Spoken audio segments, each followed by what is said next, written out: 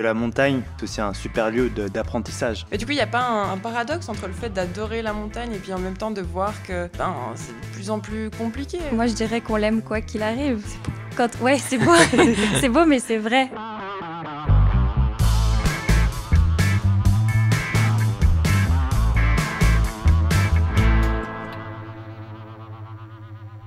Bonjour à toutes et à tous, on est dans le podcast Coup de chaud pour parler de l'avenir du sport.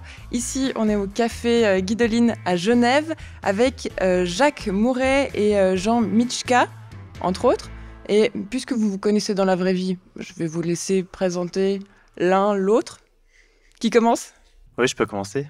Donc, je présente Jacques, qui est chercheur justement sur les questions liées au changement climatique et aux pratiques sportives de montagne, principalement l'alpinisme. Et il a fait sa thèse justement sur comment on adapte sa pratique, l'alpinisme au changement climatique. C'est juste ? Ouais, c'est ça. Pas d'erreur ? Et par ailleurs, il est aussi accompagnateur en moyenne montagne, il fait beaucoup de sport de montagne et aussi du vélo. Exactement. Je te laisse présenter ton camarade. Et donc Jean, il est doctorant à l'Université de Lausanne dans un programme qui s'appelle Autopstour, qui a pour objectif d'étudier la transition des pratiques, l'évolution des pratiques en haute montagne, en moyenne montagne, à partir des refuges. Et il est aussi beaucoup impliqué dans le comité directeur du club alpin français. Elouen, toi, je te laisse te présenter. Eh bien, moi, je ne les connais pas. Aucun des deux. Pourtant, j'étais aussi à l'Université de Lausanne. Je suis biologiste en conservation de la nature. Alors moi, je me suis arrêtée au master. Je n'ai pas fait de thèse. C'est déjà pas mal, cela dit. Voilà, c'est ça exactement. Et à côté de ça, je suis enseignante en sciences de la nature et je suis aussi professionnelle du ski, prof de ski. Et puis, je suis en train de me reconvertir en entraîneur de ski alpin. Ok, voilà. On va être sur les montagnes du coup aujourd'hui. Super. Ouais. Puis je fais aussi de l'alpi, de la grimpe. Voilà, je suis très souvent là-haut, on va dire. Eh ben, je suis ravie d'être là avec vous. Après, on va parler d'une thématique. Je pratique un sport voué à disparaître. Donc, on était hyper heureux jusque-là. Voilà, on est en déprime du coup. On est dans quel état d'esprit ? Optimiste. Optimiste. Ouais, moi je suis plutôt optimiste, ouais. Ouais. Enfin, pour les pratiques, hein. Je parle bien des pratiques.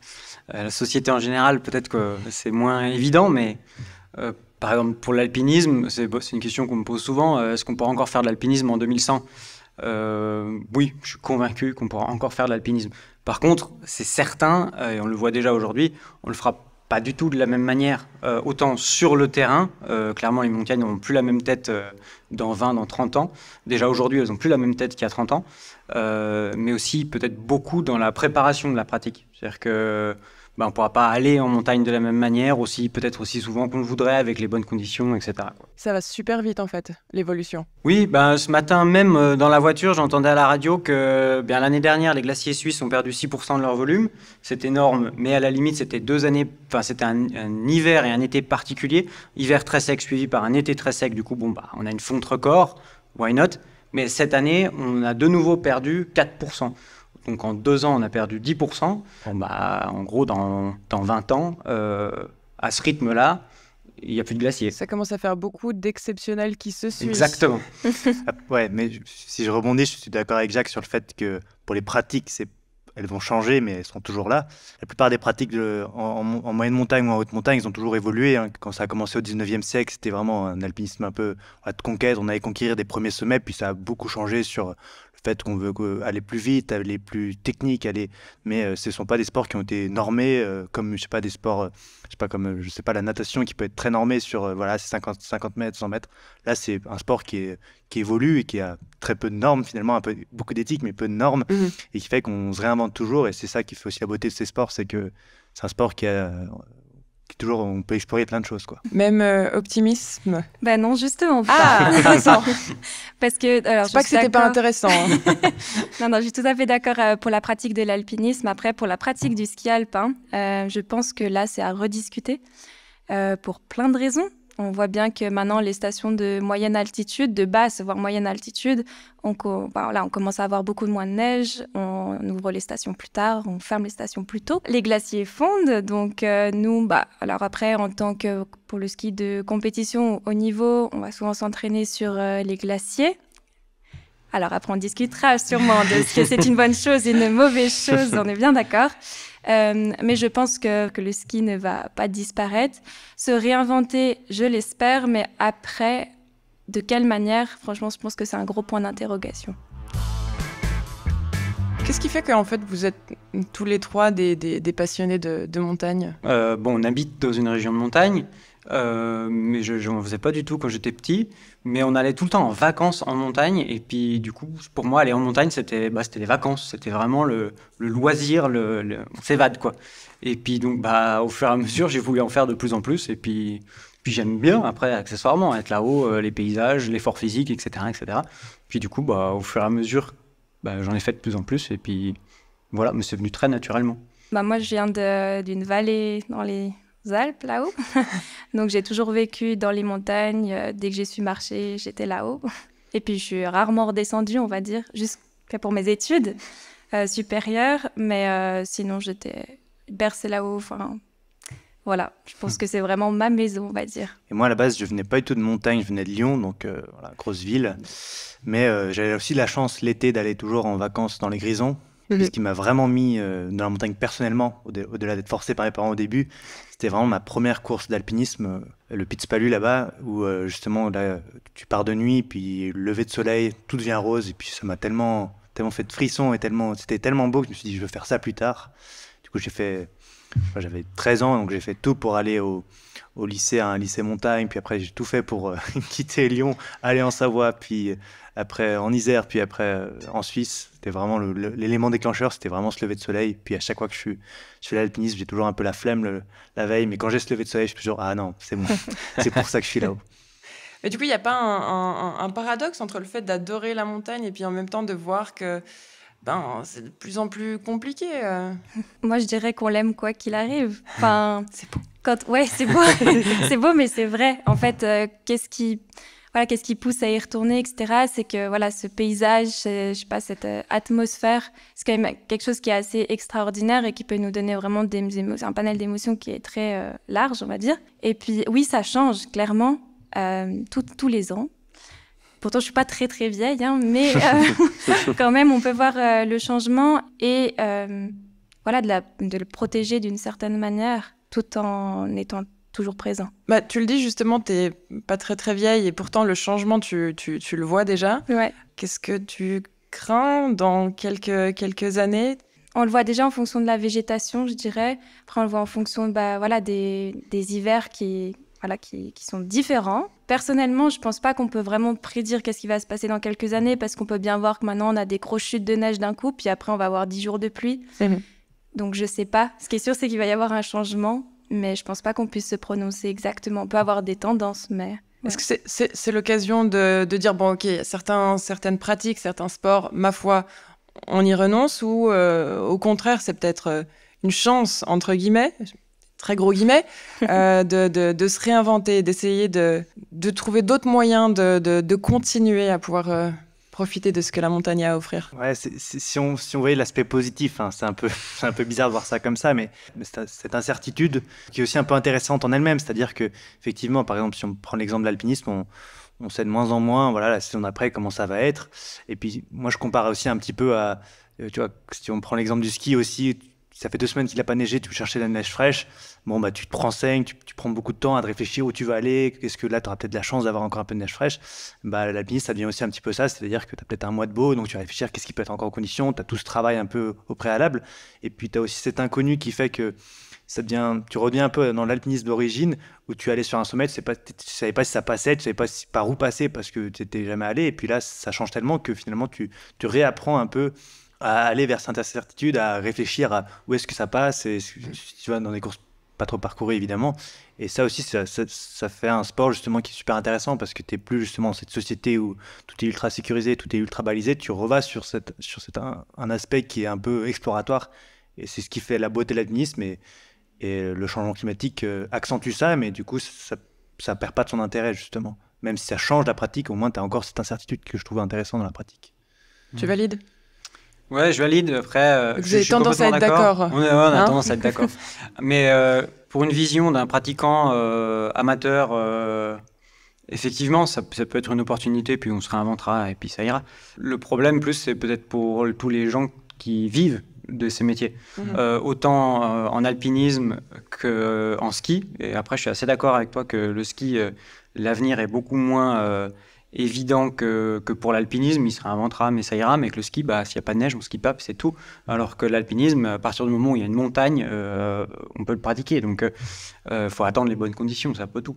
Mais voilà, les professionnels qui dépendent de cette pratique, ça va pas être la même, quoi. Ce que dit Jean, ça implique que plus ça va, plus il faut être proche de la montagne et la connaître pour pouvoir la pratiquer. C'est-à-dire qu'une personne qui habite, je sais pas moi, à Paris, à Londres, à New York, si demain il se dit allez, on va prendre les vacances fin août à Chamonix, on va aller faire de la montagne, il a une chance sur deux de pouvoir faire de l'alpinisme, en fait.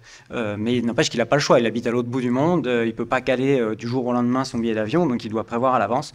Seulement, les conditions aujourd'hui changent tellement vite, sont tellement aléatoires qu'il a une chance sur deux de pouvoir pratiquer. Donc un guide, comment est-ce qu'il va faire pour vendre un programme à l'avance, une cabane, comment est-ce qu'elle va savoir, est-ce qu'elle aura du monde ou pas, voilà, etc. Donc pour les professionnels, c'est sûr que c'est moins évident. L'amateur, il ira plus tard, il y reviendra. À la limite, c'est pas trop grave. Elouane, t'es directement concernée, toi? T'es monitrice de ski? Oui. Alors justement, toutes les questions se posent par rapport, quand on cherche un job en tant que moniteur de ski, on va aussi penser dans quelle station nous allons aller. Mais on va plus penser peut-être à aller à Villars qu'au Paco. Pourquoi? Tout simplement parce que la saison à Villars va être plus longue que celle au Paco. Après, Villars, c'est une station de moyenne altitude. Donc après, il y en a aussi beaucoup qui vont aller dans les stations plus hautes, de type Saas-Fee, Zermatt, Verbier aussi. Donc oui, on est directement touché par une saison de ski. En fait, tous ces changements, ça touche aussi tout le domaine skiable vraiment tout ce qui est un lien avec le tourisme. Donc si les gens ne viennent pas pour de mauvaises conditions météo, pour le fait qu'il n'y ait pas de neige, pour plein d'autres raisons, nous, ça nous impacte forcément parce qu'il y aura moins de monde. Donc oui, ça, on est directement impacté par tous ces changements. D'un point de vue professionnel et économique, je parle. Ouais. Ouais. Ça m'amène à réfléchir sur comment on va en montagne finalement demain. Et c'est un peu ça la question. C'est-à-dire que oui, je pense ce qui est amené à disparaître, c'est ce côté un peu très commercial de dire je vais là, je veux qu'il y ait de la neige, je veux qu'il y ait des bonnes conditions. Ça, c'est presque plus prévisible. On peut plus. On sait que voilà, en janvier, c'est pas sûr, début janvier, qu'il y aura de la neige. Ouais. En août, c'est pas sûr qu'il y aura des bonnes conditions pour faire la montagne. Mais c'est pas pour ça qu'il faut pas y aller. Parce que de toute façon, il y a plein d'autres choses à faire. Et je pense que c'est vers ça qu'il faut qu'on aille. Les professionnels et les amateurs, c'est d'aller en montagne, mais pas s'attendre à quelque chose, mais plutôt être très ouvert à qu'est-ce que je peux faire à ce moment-là, sans avoir un but précis et aller pour ça. Je pense que c'est plus là où on verra l'avenir des métiers et des pratiques que cet aspect un peu plus commercial où je veux faire sommet, je veux faire cette piste ou je sais pas quoi. Donc les stations, elles doivent davantage se tourner vers du tourisme 4 saisons. Exact. Même si c'est du coup pour proposer des activités en hiver qu'on aurait plus tendance à faire au printemps, à l'automne, voire en été. Et c'est ce qui se passe actuellement. Il y a beaucoup de stations qui vont changer leur manière de faire parce que il y a ces changements qui sont présents. Donc du coup, ils vont proposer un panel d'activités qui va être un peu plus important. Tu parlais tout à l'heure des glaciers. Qu'est-ce qu'on en pense du fait d'aller skier sur les glaciers ? Alors là, on peut parler de deux casquettes différentes. En tant que biologiste en conservation de la nature, on va pas se mentir, je pense que c'est un désastre. Voilà, c'est un désastre écologique pour plein de raisons, notamment la fonte des glaciers, le fait que ça les abîme, le fait que le manteau neigeux n'est pas suffisamment important pour se permettre de skier sur ces glaciers. Aussi, il y a tout ce qui est de la dangerosité du glacier, parce que le fait qu'il n'ait pas de manteau neigeux dessus, les crevasses qui sont beaucoup plus visibles, ou justement le fait qu'il y ait des ponts de neige ou une fine couche de neige au-dessus des crevasses. Voilà, donc il y a tout cet aspect-là. Et puis, il y a tout l'aspect aussi des infrastructures, par exemple, pour monter à Saas-Fee, le fait de prendre le métro, tout ça, aller skier. Bon, ça... Voilà, c'est un coût, on va dire. Ouais. Et puis, à côté, un impact. Voilà, c'est clairement, il y a un impact qui est important et qui est vraiment non négligeable. Et de l'autre côté, il y a la casquette de l'entraîneur qui va dire... il faut se préparer pour la saison. Il va falloir monter, skier le plus tôt possible. progresser pour essayer d'atteindre les objectifs qu'on a fixés en fin de saison. C'est discutable. Ouais, t'as un dédoublement de personnalité entre la biologiste et la coach de ski. Oui, c'est ça. C'est quelle moitié qui gagne? Ça dépend de l'enneigement? Non, je pense que c'est quand même la biologiste. Je le fais parce que, voilà, on est demandé de le faire. Après, actuellement, on est en train un petit peu de changer quand même. Si le manteau neigeux n'est pas suffisamment bien, on va pas forcément monter pour absolument aller skier. On va faire autre chose. On va aller faire de la préparation physique, on va aller faire du pump track, on va aller faire autre chose qui va permettre, voilà, de travailler certaines choses qui sont spécifiques en ski, mais on va pas forcément monter. Je pense que là, il peut y avoir deux points de vue qui se confrontent et franchement, pour moi, c'est le cas. Je rebondirai rapidement sur ce que tu as dit. Un travail qu'a fait la communauté de communes de Chamonix avait montré que, en fait, le plus gros impact sur l'environnement qu'avaient les gens qui montent là-haut, c'est pas tant le fait d'y être ou de skier sur un glacier ou autre, c'est le trajet. C'est là qu'ils émettent le plus de gaz à effet de serre. Ça me choque pas qu'il y ait quelqu'un qui habite en Valais, ou même aller à la limite en Suisse, ou France voisine, qui aille skier sur le glacier, ça se fait.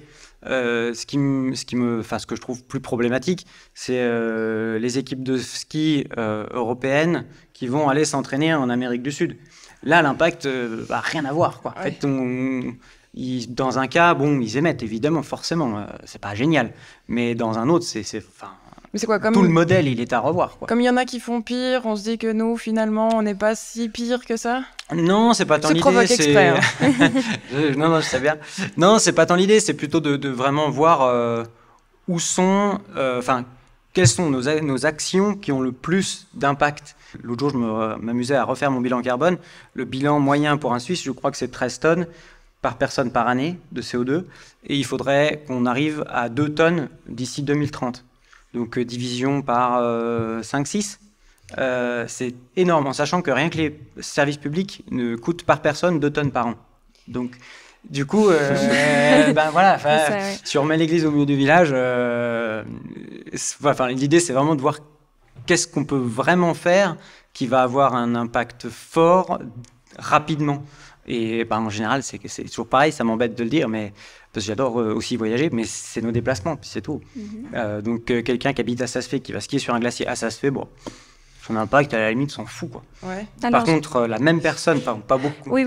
mais qui va en Amérique du Sud pour skier au mois d'août, là, c'est plus problématique. C'est plus discutable. Ouais. Je pense aussi qu'il y a quand même le nombre de personnes qui montent là-haut pour s'entraîner. Je pense que c'est déjà aussi... Bon, voilà. Mais aussi, par rapport au fait des équipes qui partent en Amérique du Sud pour aller s'entraîner, là, je suis un petit peu partagée. Pourquoi? Parce qu'il y a un autre type d'entraînement qui se fait dans les salles indoor, donc dans les frigos qui existent. Il y en a un en Allemagne, il y en a un en Alsace, proche de chez nous. Alors après, je pense que c'est très discutable et il faudrait faire exactement les calculs pour savoir lequel aurait plus d'empreinte carbone que l'autre.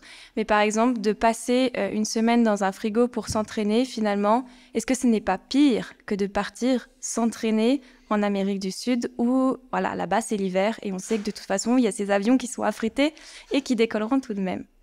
Ouais, c'est une grande question, je pense. Si je reviens sur les trucs de deux personnalités, je pense qu'on l'a tous. On a tous ce qu'on aimerait faire et puis la réalité. Moi, je prends souvent la voiture pour aller faire de la montagne parce que déjà, il n'y a pas beaucoup d'alternatives. Bon, maintenant, j'habite Martigny, c'est vraiment plus facile. Mais en dehors de ça, dans les Alpes françaises, par exemple, il n'y a pas d'alternative. C'est un gros problème auquel on est confronté. Donc, on a ce qu'on veut faire et puis aussi, on a comment on peut le faire. Finalement, parfois, il n'y a pas trop de solutions. Mais c'est quoi justement les solutions qui pourraient être développées ? À moyen ou long terme, du coup. Comme disait Jacques, justement, c'est vrai que c'est le transport qui émet énormément et souvent quand on va en montagne, on y va tout seul, ou à deux. Donc c'est ça la grosse problématique. Et c'est difficile justement de trouver des solutions. Je trouve justement, là c'est bien, on est en Suisse, on est à Genève, c'est un endroit où c'est un des rares pays alpins où justement on peut aller en montagne en transport en commun, dans beaucoup d'endroits quand même. Encore que ça reste même compliqué parce que c'est des horaires souvent pas forcément pratiques. Mais on peut. En France, dans plein d'endroits, on peut pas. Donc, trouver des solutions, c'est pas facile. Ouais. Et je pense, moi, je trouve la solution, elle doit se trouver. C'est très difficile au niveau individuel, mais c'est vraiment peut-être un petit peu plus fort. C'est-à-dire qu'on est dans un club, trouver des solutions au niveau d'un club, justement, sur comment on se déplace. On se déplace tous ensemble sur une grosse période pour aller en montagne. On va pas faire juste pour le week-end, on va prendre 4-5 jours. On va aller tous ensemble en bus ou je ne sais comment. Je pense que c'est plutôt à ces échelons-là on peut avoir pas mal d'impact parce que tout seul, parfois on n'a pas le choix. Ou y aller à vélo et considérer. Et ça en montagne. Ça, c'est aussi une autre technique. Il y a des gens qui font ça, je pense que c'est très limité. Vous me raconterez. Mais c'est de considérer finalement aussi pas que ton ascension ou ta descente à ski comme l'objet en soi, mais c'est tout le voyage et le fait de se dire ok, j'y vais à vélo et ça fait partie du voyage, c'est pas juste mon déplacement. Ça, c'est une autre solution. Je pense qu'elle est plus limitée dans le sens où il y a peut-être peu de personnes qui pourront aller dans ça, mais c'est aussi quelque chose qui se fait et qui est génial, quoi. Il y en a plein de choses impressionnantes qui se font de ce côté-là, quoi. Vous êtes tous les trois très impliqués dans vos domaines. Est-ce qu'il y a quelque chose, un élément qui a déclenché prise de conscience en particulier chez vous? Moi, non. Ça s'est vraiment fait à chaque fin. Ouais, ça se fait quand tu étais tout petit en vacances déjà. Ouais, c'est vrai que l'autre jour, je suis tombé sur mes souvenirs Facebook. Un peu vieux de dire ça, mais c'était il y a 14 ans et j'étais allé faire une petite course dans le Val d'Anivier. Et c'est marrant, c'est un des glaciers aujourd'hui qui est extrêmement étudié par l'Université de Lausanne. Et c'est sûr que la différence était notable. Non, moi, c'est un peu au fil de l'eau. Je travaille beaucoup à la mer de glace. L'année dernière, le glacier il a perdu 18 mètres d'épaisseur en un été. Donc un bâtiment de 5 étages. Et je ne me trompe pas sur le chiffre, hein, c'est 18 mètres, j'en suis certain. Pour ceux qui ne connaissent pas trop, c'est beaucoup d'un coup? C'est énorme. C'est énorme. Il reste à peu près 30 à 40 mètres d'épaisseur de glace dans ce secteur-là. Donc déjà cette année, il ne reste plus grand-chose. L'année prochaine, il n'y en aura plus. Enfin, voilà, c'est énorme comme fonte. Et du coup, il y a ça. On va skier, maintenant on fait des rappels un peu dans tous les sens parce que avant le glacier arrive à niveau, puis maintenant il est bien en dessous, faut tirer des rappels. Enfin, c'est un peu tout le temps, quoi. Il y a toujours des éléments qui nous y ramènent, et autant l'été que l'hiver, et aussi en moyenne montagne, que ce soit le risque d'incendie. En France, c'est arrivé là qu'on ait des massifs dans les Alpes où on n'avait plus le droit d'y aller à cause du risque d'incendie, et c'était parmi les premières fois. Première fois cette année, depuis chez moi à Chambéry, on a vu un feu de forêt. Du coup, c'est des choses inédites qui... Complètement. Ouais. Et on sait que ça va aller ça va continuer, ça va s'accélérer. Donc non, voilà. Pour répondre à la question, il n'y a pas un élément, c'est un peu tout le temps. On se fait un petit peu chahuter régulièrement. Ouais. Elwan, toi, tu as... Ouais, alors moi, je pense que ça... Le déclencheur, donc bon, je faisais énormément de ski. À l'époque, il faisait super froid quand on arrivait au mois de novembre, moins 36 à peu près. Et en fait, j'ai toujours été passionnée par tous les glaciers, en général. Et en fait, quand je devais faire mon stage à la fin de l'école obligatoire, j'ai contacté le glaciologue Luc Moreau à Chamonix. Et du coup, à partir de ce moment-là, je me suis vraiment beaucoup intéressée aux glaciers. Et puis voilà, je pense que c'est à partir de ce moment-là que j'ai vraiment pris conscience de ce qui se passait autour de moi. Et après, il y a quelques années, je suis partie faire un projet de recherche en Arctique sur le changement climatique, donc au nord de la Suède, 300 km au nord du cercle polaire. Et je pense que là, ça m'a vraiment changé la vision de qu'est-ce qui se passait, parce qu'au final, tout commence... Enfin, je dirais pas que tout commence là-haut, mais disons que c'est très visible dans les terres... du Nord. Particulièrement au Nord. Exactement, ouais. C'est pareil pour toi?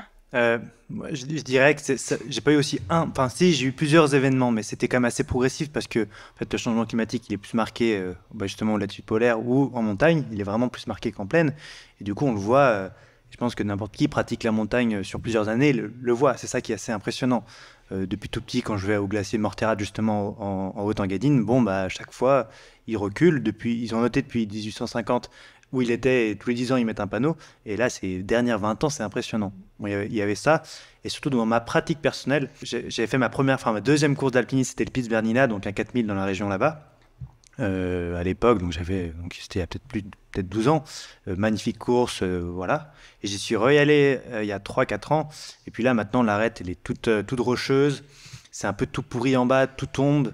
Et à la descente, j'ai fait tomber un énorme bloc de plusieurs mètres sur ma compagnonne de cordée. Elle s'était un petit peu blessée, on a réussi à redescendre sur les secours, mais c'était limite. Et là, ça m'a vraiment fait prendre conscience aussi de cette hausse de dangerosité et sur le fait que tu peux revenir à des endroits que tu connais et tu les reconnais plus du tout. Et ça, c'était assez impressionnant. Mais c'était un événement marquant, mais ce que je veux dire, c'est que c'est quand même graduel, parce que maintenant, chaque année que je vais en montagne, j'ai toujours ce truc-là où, attends, il y avait pas ça sur le topo, maintenant c'est tout pourri. Donc tu t'en rends tout le temps compte, et la plupart des pratiquants en montagne, je pense, s'en rendent compte parce que c'est assez flagrant. Donc, Mais cet événement-là, justement, où tu t'es fait peur, ouais. Est-ce que ça t'a fait réfléchir Est-ce que tu t'es dit, je vais peut-être pas continuer comme ça, ou il y a des secteurs que désormais on va éviter, ou des activités qu'on va éviter? Ouais, bonne question. Mais c'est toujours... J'ai peur, mais j'y retourne. Ouais, il y a toujours cette incertitude. Tu sais pas ce que tu vas rencontrer. Bon, si tu te renseignes quand même plus, je me renseigne plus. Tu vas appeler le gardien, tu vas appeler des personnes qui savent pour savoir si ça passe, surtout quand tu fais un truc qui est pas trop fait. Mais non, je me suis jamais dit non, faut que j'arrête et que je change. Ça c'est pas arrivé parce que j'aime trop ça. Est-ce que du coup, vous avez vu les glaciers reculer, certaines pratiques devenir plus dangereuses? Est-ce que vous avez vu du coup des pratiques évoluer, changer justement en prenant en compte ces évolutions, ce changement climatique? Des pratiques en général? Ouais. En alpinisme, un certain nombre, oui. Quoi par exemple? Un décalage saisonnier quand même très net. Alors après, les conditions changent et en gros, moi si je comprends bien la question, c'est est-ce que les gens s'y adaptent, quoi. Ouais. Et je dirais que plutôt oui. D'une manière générale, oui, on trouvera toujours le contre-exemple, surtout sur des grandes courses, des 4000 ultra classiques, Mont Blanc, Mont Rose, Grand Paradis et autres. Je dirais que c'est un peu des ovnis parce que tout le monde a envie de les faire et donc c'est un peu particulier. Mais sinon, oui, on voit très clairement un décalage saisonnier. Il y a clairement des courses qu'aujourd'hui plus personne fait. Il y a un certain nombre de guides de haute montagne, autant en France qu'en Suisse, qui ne travaillent plus en août, par exemple, qui décident ce qui est complètement différent des années 90-2000, ils décident d'arrêter de bosser en août, quand au contraire, il y a 30 ans, 20 ans, c'était le gros de la saison. Mais en fait, les conditions sont trop aléatoires en fin de saison, du coup, au lieu d'essayer désespérément de vendre un programme et tout, laisse tomber, on part en vacances à ce moment-là, puis on travaillera plus en septembre et en octobre. Donc, on pourrait multiplier les exemples, mais je trouve que les gens s'y adaptent plutôt bien. Tu fais le même constat aussi du côté de Ça se fait ou pas trop? Les gens, non, ils continuent à faire la même chose. Je sais plus si c'était le cas quand j'étais jeune, mais je sais que maintenant, les glaciers sont par exemple ouverts à un moment donné que pour les athlètes. Bon, peut-être déjà ça peut être un changement pour éviter qu'il y ait trop de monde à cette saison, parce que voilà, on n'est peut-être pas non plus censé de skier en septembre, même si c'est ouvert. Après, je pense au niveau, donc là, plus de profs de ski, je pense que les gens clairement s'adaptent. Par exemple, on va être plus capable après d'emmener nos clients faire d'autres activités, de les accompagner dans d'autres activités, ce qui peut être aussi intéressant. Les clients eux-mêmes s'adaptent parce qu'il y en a beaucoup qui viennent à la montagne, qui montent au chalet ou quoi, juste pour profiter d'être là et pas forcément pour faire une activité en particulier. Activité particulière, je parle du ski évidemment, mais qui vont faire d'autres choses, qui vont peut-être même être plus en contact avec la nature. Et je pense que ça, c'est très important. Donc là, c'est plutôt la biologiste qui parle, mais voilà. Donc je pense que oui, clairement, les gens s'adaptent à la situation actuelle. On en parlait plus d'activités 4 saisons, du coup. Qu'est-ce qu'on peut faire en montagne, en fait, si on ne peut pas faire du ski? Alors, on peut faire plein de choses. Alors, disons, dans les activités de la glisse, le ski, snow, on entend, la luge, ok, très bien. Après, ce qui est en train de pas mal se développer, c'est tout ce qui est balade, même dans le village ou alors juste un peu à côté. Il y a des sentiers qui sont créés, des sentiers pédestres... pour quand il n'y a pas de neige, par exemple, ou même quand il y a un tout petit peu de neige, on n'est pas obligé de mettre les raquettes, puis on peut quand même aller faire une petite balade. Donc ça, c'est assez intéressant. Il y a aussi, je pense, après qu'on pourrait mettre en place plein de choses. On pourrait mettre en place observation, par exemple, des oiseaux. Pour essayer de faire... Pour sensibiliser, peut-être un petit peu plus... Ou alors, je sais que maintenant, il y a beaucoup de gens aussi qui montent à la montagne juste pour avoir l'air frais de la montagne. Alors ça aussi, on pourra en rediscuter. Et voilà, qui montent pour changer d'air, qui vont se poser à une terrasse ou des choses comme ça. Pourquoi tu dis qu'on pourrait en rediscuter? Parce qu'on connaît je pense que beaucoup de gens connaissent la situation qui se passe à Chamonix, par exemple, qui est une vallée très polluée, toute la vallée de l'Arve. Raconte-nous, pour ceux qui ne connaissent pas, justement. Alors, je peux en parler.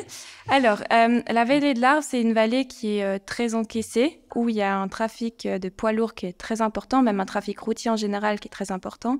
Il y a les industries qui se trouvent en bas aussi dans la vallée, qui émettent pas mal d'émissions. Notamment donc certaines particules très spécifiques, alors je vais pas les nommer parce que je me rappelle plus exactement lesquelles c'est, parce que j'ai fait un projet justement sur la pollution atmosphérique quand j'étais en bachelor. Donc voilà.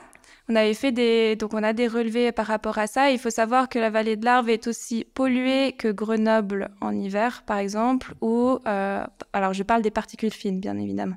Ce qui provoque des problèmes pour la population, puis aussi pour la faune et la flore qui est à l'extérieur. Alors on parle de Chamonix, on parle de Grenoble qui est aussi quand même une cuvette, on l'appelle Grenoble la cuvette. Chamonix c'est un petit peu le cas, c'est le cas aussi dans d'autres vallées qui sont peut-être moins polluées, mais voilà, après je suis pas une expert météo, mais il faut savoir que les particules fines restent à un niveau, elles sont bloquées, elles vont pas s'évacuer, donc elles vont rester en bas. Voilà, donc c'est ça le problème, mais c'est pas le cas, c'est le cas dans plusieurs autres endroits. Jean, qu'est-ce que toi tu aurais comme idée, des choses à mettre en place tu dois t'improviser office du tourisme 2 secondes. Je pense que la montagne, quand on parle justement qu'est-ce qu'on peut faire comme activité, c'est aussi un super lieu d'apprentissage. C'est vraiment, on parlait du changement climatique, c'est un des endroits où on peut le voir le mieux. Et ça parle beaucoup. Ce serait l'occasion du coup d'amener chacune et chacun à vraiment s'en rendre compte, par des activités bien sûr, un peu ludiques. Et ça se passe, c'est-à-dire que là, il y a pas mal d'écoles maintenant qui vont à la montagne, qui vont en refuge, qui vont en cabane, justement, avec des spécialistes de la nature, avec des biologistes, avec des guides, avec plein de gens différents, pour justement apprendre un peu, parce que déjà, c'est super, on apprend dehors, c'est la meilleure façon d'apprendre, puis on peut apprendre plein de choses in situ. Donc, pour moi, je trouve aussi valoriser la montagne pour tout ce qu'elle offre et tout ce qu'il y a à apprendre, c'est un endroit génial pour ça, et c'est quelque chose que je trouve important. Mais quoi, par exemple ? Par exemple, il y a un projet que j'aime... Écris-nous le petit fascicule. Non, mais il y a un projet que j'aime bien, qui est déjà mis en place, mais que je trouve génial, du Club Alpin Suisse, qui s'appelle l'École à la montagne, qui est proposé à toutes les classes en Suisse, et qui fait que la classe, en fait, va pendant une semaine, 5 jours en cabane, avec un guide et des professeurs, et justement pour apprendre plein de choses, apprendre des techniques d'alpinisme, de montagne, mais aussi apprendre la flore, la faune. Puis quand t'es gamin, c'est génial. Puis tu vois tout de suite, si on parle du changement climatique, souvent ils vont à Aletsch. Donc là, on parle évidemment du recul du glacier, on parle de plein de choses. Et ça marque à cet âge-là. Je pense que c'est un super apprentissage. Bon, faut pas se limiter qu'aux enfants, mais je trouvais ce programme génial. Alors si on se limite justement pas juste aux enfants, qu'est-ce que... admettons, demain ou peut-être après-demain, je vais en montagne, qu'est-ce que... moi, Margot, 31 ans, vous me conseilleriez de faire? Moi qui ne connais pas très très bien la montagne, honnêtement. Rando, l'avantage c'est que juste en marchant, on peut faites 15 activités différentes. Que ce soit juste aller marcher pour réfléchir à rien du tout. Respirer l'air frais. Respirer l'air frais. Marcher pour aller à une rivière et puis se baigner dans de l'eau un peu glacée. Ça peut être aller avec un accompagnateur, apprendre la faune, la flore, le climat, tout ce qu'on veut. Rien que la balade, aller dans le village avec la poussette, les enfants, aller à Pump Track, faire 3 tours. Rien que ça, en fait, ça c'est disponible pour énormément de monde. Et c'est pas du tout... on n'a pas besoin d'une forme physique d'athlète, on n'a pas besoin de compétences particulières, à part mettre un pied devant l'autre. Et on peut visiter aussi des lieux, j'ai tendance souvent à l'oublier, mais le patrimoine, aller visiter des endroits, aller visiter des savoir-faire, on monte en alpage, on voit comment on fait du fromage à raclette, on pourrait multiplier le truc. Dans chaque vallée, ce serait un peu différent. Là, on a un regard assez négatif et c'est comme ça souvent que je finis les conférences que je fais, que ce soit des clubs alpins ou grand public. C'est que si on prend le rapport du GIEC, évidemment qu'il est très négatif sur les effets du changement climatique sur la haute montagne et l'enneigement et le climat en montagne qui va devenir très variable, événements extrêmes, etc. Mais pour le tourisme en montagne, il est très favorable. Ouais. Et au contraire, la montagne aujourd'hui... Elle s'adresse peut-être davantage à chacune et chacun si on Il devient en fait une destination plus intéressante. Alors surtout en fait climatiquement intéressante parce que plutôt que d'aller se taper 45 degrés sur la côte et griller sur une plage, vous pouvez aller en montagne. Il fait plus frais globalement. C'est accessible parce qu'il y a les stations l'hiver qui ont permis le développement de ces infrastructures. Oui, et qu'on peut y aller en vélo, tu le disais. On peut y aller aussi en vélo. Ouais. Pas moi, mais vous peut-être. Et on peut faire énormément d'activités différentes. Vous pouvez aller à la piscine, vous pouvez à peu près tout faire exactement comme dans une station balnéaire sur la côte. Et donc aujourd'hui, en fait, les régions de montagne, et notamment donc les Alpes, sont en développement lourd pour le tourisme l'été. Donc, avec déjà des acteurs qui commencent à dire oh, freinez les gars parce qu'on risque d'avoir trop de monde. C'est toujours un peu la note entre guillemets positive que j'apporte en fin de conférence ou quoi. C'est que tu veux pas qu'il y ait tout le monde qui vienne dans ta montagne. Non, restez chez vous. non, mais c'est qu'on est toujours un peu en train de se tirer une balle sur il y aura plus de neige, il y aura plus de glaciers et tout. Évidemment que c'est grave, évidemment que ce sera un problème. Mais il y a aussi un revers qui est, en tout cas pour une activité socio-économique, surtout économique, est intéressante. Oui, et le problème, c'est vrai que maintenant, souvent quand on parle de la montagne, l'été, c'est vraiment parler pour tout ce qui va pas. On va parler des éboulements, des morts qu'il y a. Et ça, c'est aussi, on le ressent dans le secteur touristique, un peu un énervement face à cette médiatisation très forte, parce que du coup, ça fait peut-être peur aux gens d'aller faire de la randonnée, mais évidemment, il y a un peu plus de risques en haute montagne, mais pour la randonnée, ça reste minime et on peut toujours aller en montagne sans danger, quoi. Enfin, et donc, voilà, c'est aussi important de voir aussi l'aspect que, non, la montagne ne s'écroule pas partout, quoi. Elle s'écroule très localement. Et c'est pas que de la randonnée, il y a plein d'activités, même certaines un peu farfelues qui émergent. Je pense vraiment qu'avec le changement climatique, justement, ce serait aux anciennes stations de ski. Imaginons que le ski devient vraiment très compliqué, de se réinventer. Il y a beaucoup de choses à faire. On parle beaucoup de sensibilisation à la nature ces temps. Donc, par exemple, le fait d'emmener un groupe de gens à l'extérieur, de leur faire découvrir les différentes espèces d'arbres, par exemple, les différentes espèces de plantes, les plantes comestibles, les choses comme ça. Il y a plein de choses à faire à l'extérieur et je pense que c'est vraiment important de se réinventer là-dessus. Et après, pour revenir avec le fait que les accidents, etc., sont beaucoup médiatisés en montagne, alors moi, je vais parler comme une... comme la vieille fille du village, on va dire. Mais je trouve que c'est aussi important de ne pas oublier que la montagne est un danger parce qu'on voit tous les jours, des gens qui partent et qui n'y connaissent absolument rien.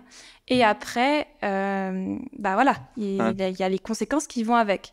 Donc, je pense qu'il faut vraiment présenter la montagne comme quelque chose qui est incroyable, mais il ne faut pas oublier que la montagne est aussi un endroit où il peut y avoir des dangers. Non, mais alors, si on va en montagne, on va essayer de se trouver des activités pas trop dangereuses. On pourrait essayer, je sais pas, le trottinerbe. Ouais. Non,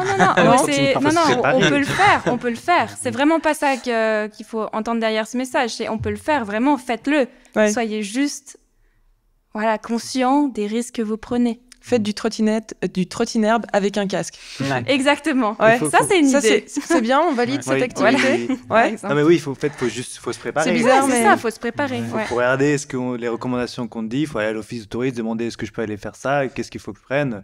Enfin, faut pas est-ce que je peux louer un trottinerbe est-ce que je peux louer un trottinerbe, est-ce que je dois prendre le casque, puis si on dit oui, voilà. Mais il faut regarder la météo un coup. Il faut demander, en fait, faut pas...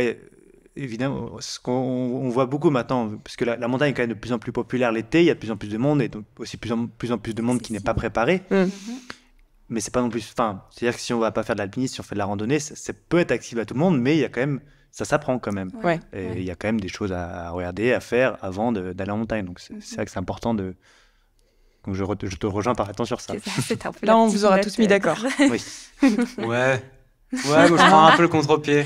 Non, mais je suis d'accord, évidemment. Non. En fait, je trouve que c'est un débat en soi parce que, en fait, par exemple, là, j'ai beaucoup travaillé sur le secteur du glacier blanc dans les écrins. Et oui, le refuge aujourd'hui a un problème d'avoir des randonneurs qui arrivent. Et en fait, ils ont traversé un glacier sur 500 mètres sur de la neige sans savoir qu'en fait, dessous, il y a des énormes trous. Et ils sont passés là et coup de bol, ils sont encore vivants. Puis, en fait, il y en a régulièrement dans l'année qui passent. Mais en fait, c'est tellement marginal, je trouve, par rapport à la quantité de gens qui vont faire de la rando. Et puis oui, il y en a qui se mettent un peu taquets, ils finissent avec des ampoules, ils finissent sous la flotte. Mais en fait, je trouve que c'est difficile d'avoir le bon niveau de... Attention, il y a un petit problème, faites attention à votre sécurité. Mais en fait, je trouve qu'on est déjà dans une société tellement sécuritaire, tellement faites attention à tout, que va en montagne, tranquille, marche un moment, en théorie, il n'y a pas de problème, quoi. Enfin, si tu es un minimum attentif aux nuages et aux sentiers, en théorie, il ne devrait pas t'avoir grand-chose. Mais enfin, je trouve que c'est difficile Ouais, d'avoir le je bon pense, niveau. oui, Il ne faut oui, pas être trop je pense, sécuritaire, voilà, mais d'un exactement. autre côté, Je suis d'accord qu'il faut faire attention à la sécurité. Oui, et puis je Mais, pense que c'est un bon. débat en soi. Enfin, Ouais. c'est vraiment, je pense, un autre S'il y a sujet. des lieux, c'est sûr qu'à Heilbronner, en Italie, ils ont souvent le problème de personnes qui arrivent en cabine là-haut et puis qui vont se balader sur le glacier. Et puis ils sont en talons et oui, bah là, il y a un problème, c'est sûr. Accessoirement, je prends cet exemple parce qu'il s'est produit cette année. Hein, c'est pas, mais bon, à part ces lieux-là où on a accès facilité à la haute montagne, enfin, allez vous balader, quoi. Si je résume, précaution, sécurité, mais pas trop. On s'amuse un petit peu quand même. Tourisme 4 saisons, il faut qu'on s'habitue à ce qu'on puisse un peu moins faire de ski. Éviter d'aller faire de l'héliski dans des frigos en Argentine, Oui. si je résume. Hein. Et puis sinon, bah, qu'on s'amuse quand même. Ouais, On est puis- conscient des changements, mais on essaie d'adapter nos pratiques. C'est ça. Ouais, faire Ouais. des voyages. La tendance aujourd'hui, c'est de multiplier les voyages. Contrairement aux années 90, on faisait souvent, on prenait des vacances 3 semaines l'été. Aujourd'hui, on prend 1 semaine, mais on multiplie les...